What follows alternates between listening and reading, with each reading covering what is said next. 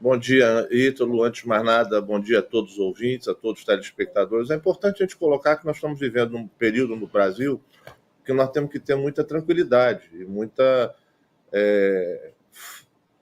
razoabilidade para discutir. Nós não podemos discutir questões como essa apenas com o coração, mas com a razão. E quando se discute a PEC chamada pela imprensa, em geral, a PEC da vida ou a PEC da bandidagem, nós estamos discutindo, na realidade, são as prerrogativas parlamentares. Nós não podemos fechar os olhos, e o que o Congresso quis demonstrar, a maioria dos deputados quis demonstrar, é de que nós precisamos ter uma resposta para o STF com relação a vários abusos que têm sido cometidos com relação ao STF e com relação à limitação do exercício parlamentar. Eu acho que erraram na dose, erraram na dosagem, por isso eu votei contra. Eu sou contra que você tenha uma proteção total ao parlamentar, independente de qualquer crime, de qualquer ação que seja feita. Mas nós precisamos, sim, discutir de forma muito tranquila, muito harmônica, a forma de que o deputado possa ter as suas prerrogativas parlamentares garantidas, como o direito de fala, o direito de opinião. Nós não podemos, com isso, também cercear a discussão e a democracia no país. Eu fui contra a PEC, votei contra a PEC, tenho me manifestado contra a PEC, mas nós não podemos fechar os olhos também com relação a algumas situações. Hoje nós temos mais de 80 deputados que estão aí naquele inquérito das fake news que está aberto há mais de 6 anos, sem prazo, sem destinação e cada vez mais puxando. E, principalmente, pegando uma parcela da vontade da população com relação a isso. Eu acho que não é também criando uma blindagem total aos deputados que nós vamos solucionar esse problema. Eu acho que nós temos outros mecanismos para discutir isso. E, realmente, a PEC ela traz uma possibilidade para fazer, e nós temos que tomar muito cuidado com isso. É importante que a população também esteja atenta com relação ao crime organizado. Hoje, existem, aqui no Ceará, nós temos prefeito foragido, prefeito em Santa Quitéria, por exemplo, com destinação de recursos identificado com carro, com recurso no Morro da Rocinha, com todo o envolvimento do crime organizado dentro do Estado, dentro de algumas ações, e nós temos que tomar cuidado para que essas pessoas não tenham, através de uma blindagem aos deputados, venham concorrer a cargos para usufruir da sua imunidade, da sua prevalência para entrar na política. Mas, então, nós temos que ter muito cuidado também com a entrada e com hoje, o que é um grande problema para o país, é a disseminação do crime organizado, não só, se falava em postos de combustíveis. Nós vimos a operação que aconteceu agora em São Paulo, há pouco, onde o crime organizado hoje está percorrendo vários setores da administração pública, das iniciativas privadas e concorrendo para que o país seja um país onde o crime organizado fale mais alto do que a política correta, a política que busca melhorar a qualidade de vida das pessoas, a política que possa olhar pelo mais pobre, fazer campanhas e ações para que você possa defender, sim, a população, o Estado democrático de direito e que você tenha razões com relação a isso. Mas eu acho que é importante nós salientarmos que esse momento requer, acima de tudo, de nós todos que estamos na vida pública, nós todos que estamos no dia a dia, nós podemos buscar, com isenção e com muita responsabilidade, defender o direito dos parlamentares de poderem se expressar, poderem emitir suas opiniões e exercer livremente seu mandato, mas não com isso, com esse subterfúgio, trazer condições que possam não beneficiar a esses parlamentares corretos, mas principalmente facilitar a entrada do crime organizado e da bandidagem ainda mais na política, como já está enraizado, infelizmente, em todo o Brasil, e aqui no Ceará não é diferente disso. É isso, inclusive nas últimas eleições denunciamos aqui grupos criminosos que tentavam de alguma forma obrigar a população a votar ou não votar em determinados candidatos e aí, caso essa PEC da blindagem seja aprovada, a política institucional vira realmente um paraíso para o crime organizado, porque aí você é eleito por meio da força, da ameaça, do dinheiro, né, que algumas atividades desses grupos criminosos movimentam bastante, né, de forma ilegal, e aí as pessoas eleitas poderiam cometer qualquer tipo de crime e tem aí o risco de nem serem investigadas. Queria dividir a nossa tela aqui verticalmente em 3, para chamar Walter George também para esse debate, Walter, porque é realmente um alerta importante esse que o deputado Luiz Gastão faz para a gente, do risco que a sociedade brasileira está correndo com a possível aprovação dessa PEC, exatamente por abrir aí o caminho para que o crime organizado entre de forma institucional dentro das estruturas do Estado, consigam mandatos e aí nem sei o que seria do país com determinadas figuras sendo eleitas ou para mandatos de deputado, de senador, inclusive se prevê até um efeito dominó, né, atingindo até câmaras municipais e também assembleias. Sua opinião? Sem dúvida nenhuma, Ítalo. Bom dia ao deputado, né? Olha, eu vou concordar com o deputado com essa preocupação de salvaguardar os mandatos, proteger mais os deputados da sua atuação parlamentar. Eu acho que isso a gente tem que se preocupar de fato. É uma questão que tem que ser tratada e claro, que entender se há abusos, agir contra esses abusos e tal. Eu acho que tudo isso faz sentido que a Câmara tem essa preocupação e os deputados façam. O que eu discuto com relação a isso aí é porque, por exemplo, por que essa questão não pode ser discutida de maneira aberta, tranquila, sem ser nessas votações pela madrugada, as votações, por exemplo, tem um ponto da PEC, que está sendo chamada PEC da blindagem, que é especialmente discutível, quer dizer, essa questão do voto secreto. Olha, tudo isso tem que ser tratado, eu acho que a gente tem que compatibilizar essas duas situações. Primeiro, essa questão de você criar uma blindagem que vai atrair, como você destacou aí, gente do crime organizado. Se as pessoas já estão entrando na política, agora podem entrar muito mais se tiver essa sensação de que ficam quase que inalcançáveis pela justiça, ou pelo menos com um caminho muito mais difícil para virem a responder por alguma coisa. Então, se o crime organizado já está se infiltrando, teria muito mais razões de interesse para fazê-lo. Você tem que compatibilizar isso, quer dizer, a necessidade de você se proteger desse tipo de situação, de uma maior proteção, ou pelo menos da proteção possível, ao desempenho dos mandatos. Na forma como a gente tem um texto aprovado aí, e eu acho que muito em função da pressa com que se votou isso, não dá nem para dizer que se discutiu, né? De repente a matéria apareceu para votação e no dia seguinte estava aprovada, inclusive tendo que fazer aqueles arremedos no dia seguinte, que gerou a história do voto secreto, que tinha caído na primeira votação, teve que se fazer uma segunda votação e tal. Então, assim, essa falta de discussão, para mim, é que fragiliza um pouco essa necessidade com a qual eu concordo, de a gente ver como é que a gente protege mais os parlamentares daquilo que é fruto do exercício do seu mandato e da necessidade deles exercerem esse mandato com a maior liberdade possível ou com a maior proteção possível, inclusive do ponto de vista legal. Então, eu acho que só essas questões é que e aí o Senado talvez corrija isso, porque o presidente, ao invés de apressar também a votação, encaminhou para a CCJ, faz essa discussão, vê se, né, tira possivelmente do texto o que é necessário realmente manter por conta de uma proteção. E também limpa o texto daquilo que é absolutamente inexplicável. E para mim, um dos pontos mais inexplicáveis, é o que acabou gerando mais polêmica, porque teve duas votações, é essa necessidade de voto secreto.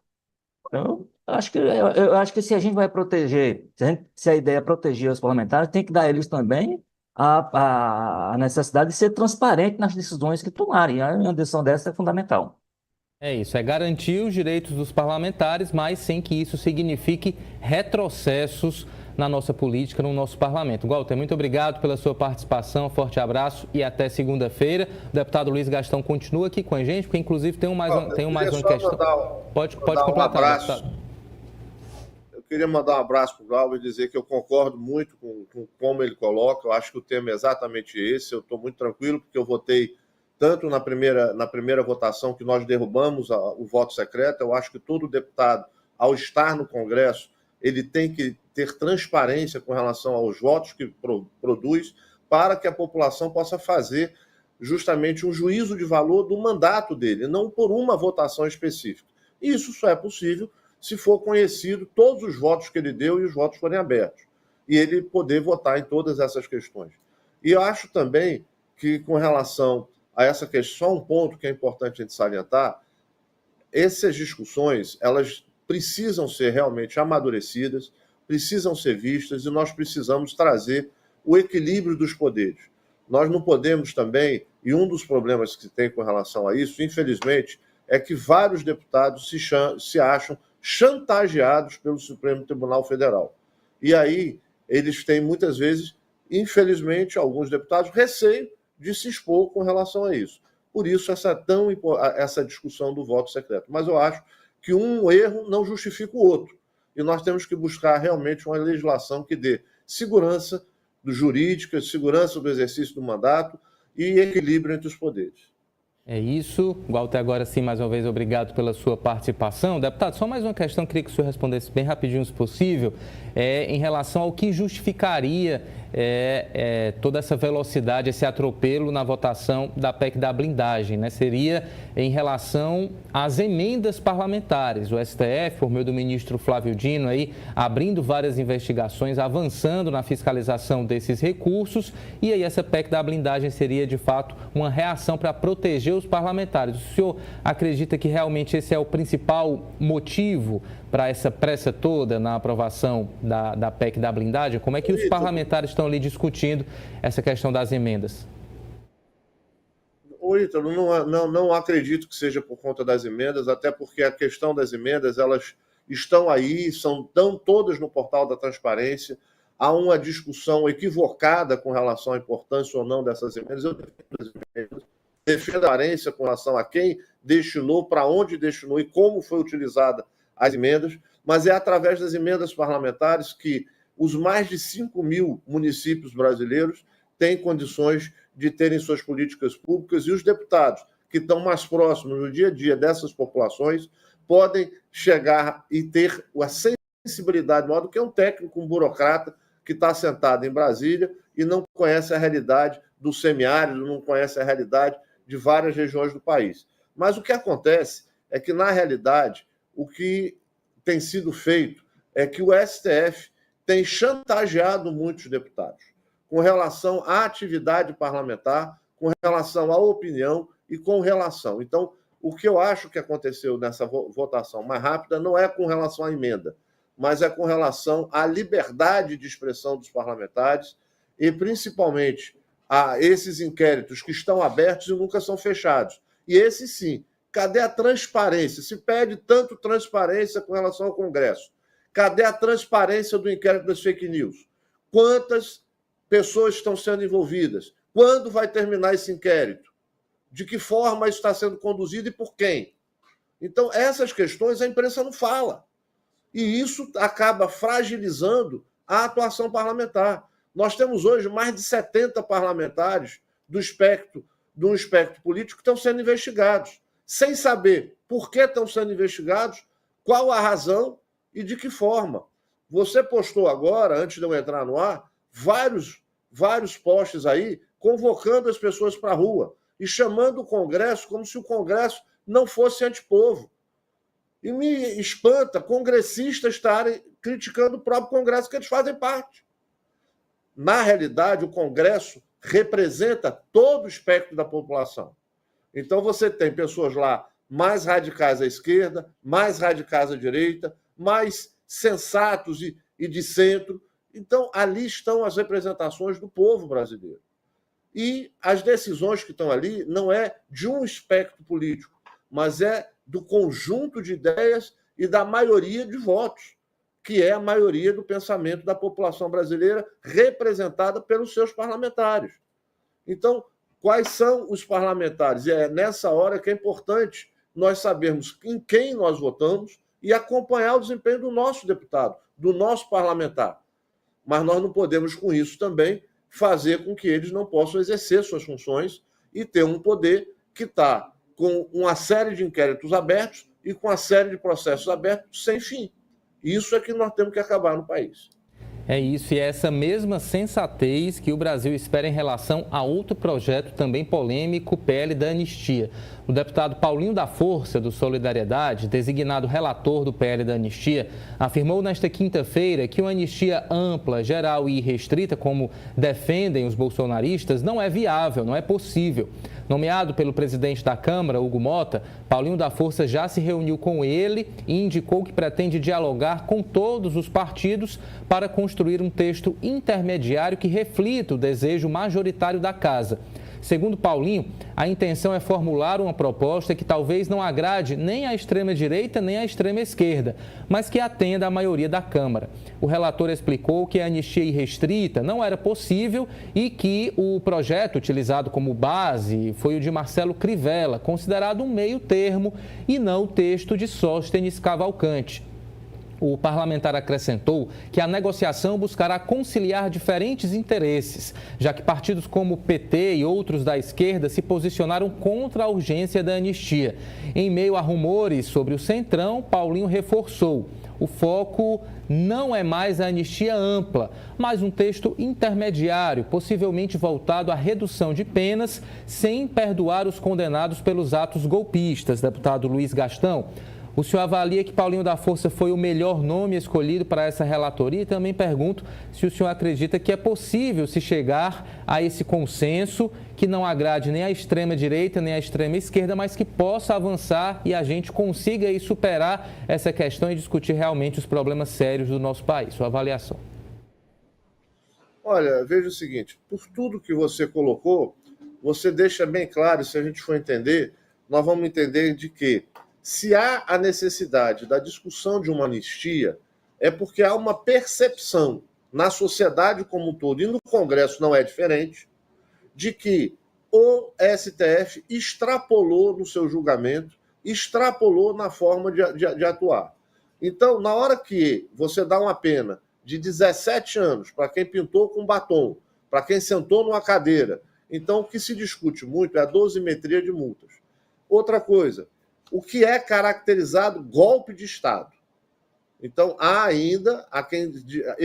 Eu particularmente, afirmo que eu não vejo nos atos do dia 8 um ato de golpe de Estado. Eu acho que houve, sim, um ato de vandalismo que precisa ser punido, e punido com rigor. Mas aquelas pessoas que puderem... Isso é um consenso dentro do Congresso. Aquelas pessoas que danificaram prédios públicos, trouxeram prejuízo, eles devem ser, sim, penalizados. Agora, com multas ou com penas condizentes com seus atos. Querer caracterizar todos como golpe de Estado e fazer penas maior do que traficantes e outros bandidos que estão por aí soltos, convivendo conosco na sociedade, é isso que está fazendo com que não só o Congresso, mas a maioria da população brasileira esteja indignada com essas ações.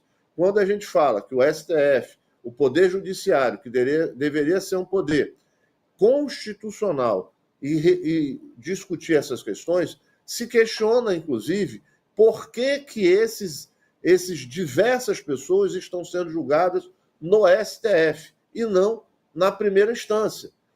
Então, você tem várias discussões com relação a isso. Então, o que precisa é pacificar o Brasil. Nós precisamos ter uma pacificação no Brasil, uma volta de ter um reequilíbrio. Mas nós não podemos e não conseguiremos ter esse equilíbrio se nós não tivermos justiça para todos. Eu não vou questionar, e aqui não se fala, todo mundo, quando fala em anistia, vai falar com relação a Jair Messias Bolsonaro, ex-presidente da República. E aí vai dizer, não, ele merece tudo, cadeia, prisão perpétua, porque ele... Mas espera aí, vamos julgá-los pelos seus atos e pelas suas ações. Você pode pegar a todos e fazer de forma igualitária. Com relação ao nome do Paulinho da Força para ser o relator, eu acho que é um nome que tem, e todo relator na Câmara, principalmente num projeto como esse, vai ter que discutir muito com as bancadas. Nós mesmos do PSD, nós temos uma bancada muito dividida com relação a esse tema e os outros temas. Mas existe um ponto que nos une a todos. Todos nós acreditamos que houve, sim, um avanço muito maior e a dosimetria das penas deveria ter sido feita e não poderia ter sido o julgamento da forma que foi. Então, isto é um consenso geral dentro da Câmara. Então, se a anistia, qual é o tamanho da anistia, aí nós vamos ter que buscar esse consenso para que seja o que possa ser aprovado na Câmara, mas, acima de tudo, que possa buscar trazer passividade para o país, possa trazer paz e que nós possamos nos preocupar com outras ações que são cada vez mais inerentes à população. É o emprego, é a qualidade de vida, é justamente trabalhar por um país mais inclusivo, cada vez melhor. É isso que a gente precisa, superar esse problema e discutir assuntos importantes, deputado. Queria agradecer muito a sua participação, inclusive parabenizar pelo encontro que acontece hoje na FEComércio Ceará. Fortaleza cedia seminário sobre o papel do parlamento e a importância do Congresso para o desenvolvimento do Brasil. Discussões sobre segurança pública e economia acontecendo agora, a partir das 9 horas na FEComércio, com a liderança do deputado Luiz Gastão. Deputado, muito obrigado e boa sorte aí no evento que o senhor vai comandar logo mais. Ítalo, eu que agradeço a oportunidade, estou sempre às ordens, parabéns pelo seu programa, pela condução e pela democracia que vocês utilizam sempre aí, ouvindo a todos e dando voz a todos. Hoje nós vamos ter a oportunidade de receber o presidente Joaquim Passarinho, da Frente Parlamentar do Empreendedorismo, com vários outros deputados, inclusive da nossa bancada cearense, para mostrar o papel do parlamento, como nós estamos trabalhando e trazer justamente essas pautas que dizem respeito ao dia a dia da população cearense brasileira. Um forte abraço a você e a todos os ouvintes.